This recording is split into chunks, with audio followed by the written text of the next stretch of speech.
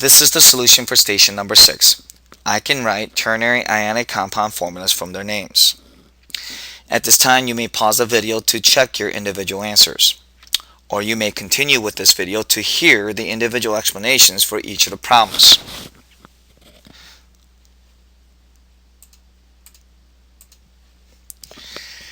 Like station number 4, before I can write formulas for ionic compounds, I need to know individual charges of both the cation and anion.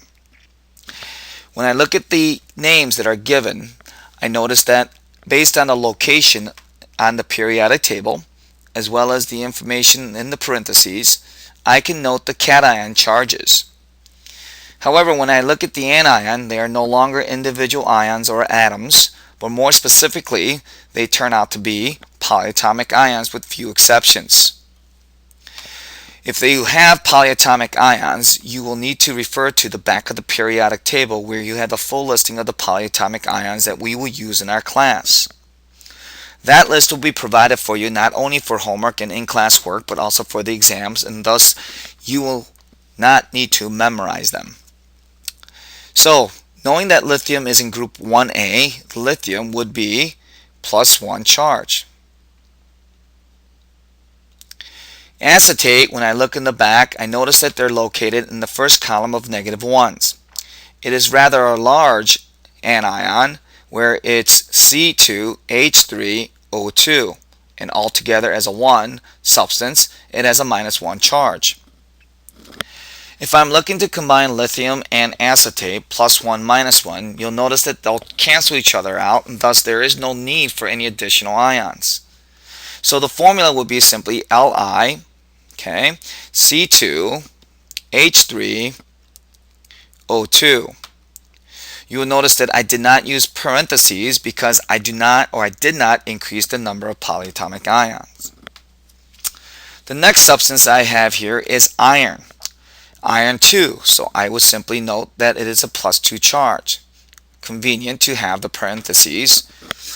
Phosphate is, well, if you look on the back of the periodic table, you'll notice that it's located in the -3 column.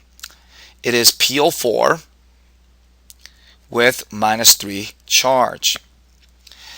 With +2 and -3, I need to balance out their charges, the overall charge being 0. I can do the switcheroo method as well, but overall the net charge is the goal of 0.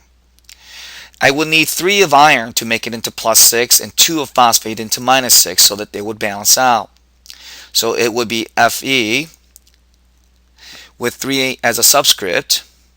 And for phosphate, because I will be needing more than 1, I will put it in parentheses. And on the outside of the parentheses, I will write 2 because I need 2 overall. Moving on to question number 3, I also see another multiple charge cation, chromium. In this case, it is +2. Selenide, though, is rather unique in comparison to the 2 that you did before because this is not a polyatomic ion. It's selenium with IDE, indicating that there's a possibility that it is a binary compound. Knowing that this is an anion or simply one atom of an ion, as well as the fact that it's IDE, will tell you that this is simply SC in group 6A with -2 charge. +2 -2, you see that it adds to 0 without increasing any of the ions, so the formula simply becomes CrSe, 1-to-1 ratio. Next substance is beryllium. That is group 2A, so beryllium will be Be +2. I look at the word hydroxide. I'm led to the impression that this may be of one atom with a charge, a nonmetal that is. But when I look on the periodic table, there are no such things as hydrox or hydroxygen or anything like it. Rather, if I look in the back of the periodic table, hydroxide is a polyatomic ion. It is an exception. Unlike the other polyatomic ions that has the names of the ite or ate ending, hydroxide has IDE ending. The other exception on that list will be cyanide. So with +2 and -1, we will need to balance out the charge to be 0. Hydroxide being -1, I will need 2 of these. For every 1 of beryllium, with the plus 2 charge. Hydroxide, I will need to have 2 to balance it out to make it into 0. Next substance is manganese 3. So that would be Mn plus 3. Arsenide, arsenic, I tells me that this is a nonmetal, one atom ion.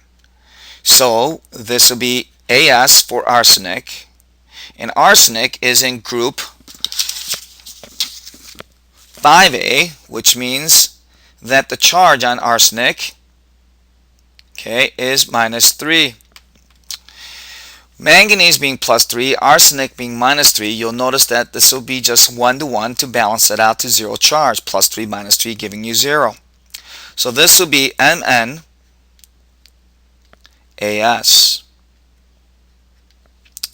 Okay.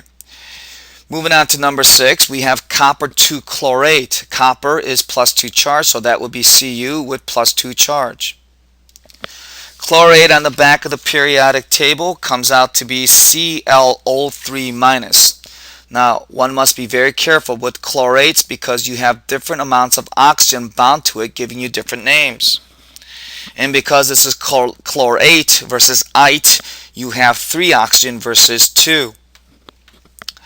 With plus 2 and minus 1, that will tell me that I will need to have 2 of chlorate.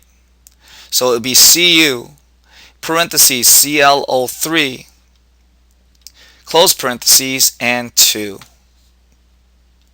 The next substance here is cobalt, and it says it's cobalt 3, so Co plus 3. I have an ending with 8, which tells me that it is a polyatomic ion. In the column of minus 2, I see that the chromate is CrO4 minus 2. So I am now going to have to charge or balance plus 3 and minus 2, and the common multiple of 6 is what we're looking for, and thus I need 2 of cobalt for every 3 of CrO4, simply the switcheroonie method. That would become then CO2 parentheses, knowing that we will have more than one chromate to be used, close parentheses, and then put a 3 on the outside. Potassium is group 1A, simply plus 1. It does not have multiple charges, thus no parentheses. Hydroxide we just saw before, which is simply a polyatomic ion exception with an IDE ending besides ite or 8. Plus 1 and minus 1 tells me they're 1 to 1, so this will be simply KOH. Next substance here is lead-4 sulfate. Lead-4 means it's Pb with a plus 4 charge. Next substance I have here is sulfate, and sulfate is in the column of minus 2 in the back of the periodic table. It says it is SO4, not SO3, that would be sulfite, and it has a minus 2 charge. If I look here and I see that this is plus 4 and minus 2, that means I would need 1 more of sulfate to make this into lead sulfate. That would mean it's Pb, now parentheses now because I'm going to need more than 1 here, SO4, close parentheses, 2. You'll notice that when you do a switcheroonie that you would actually end up with 2 and 4. Notice that I came out 1 and 2. Just as we have talked about in class, these need to be reduced to the lowest ratios.